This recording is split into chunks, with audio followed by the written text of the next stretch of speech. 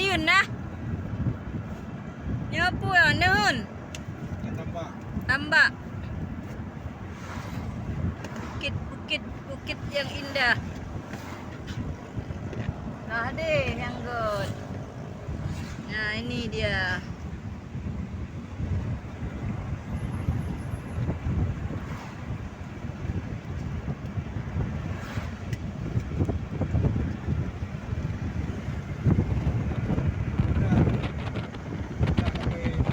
Perlak.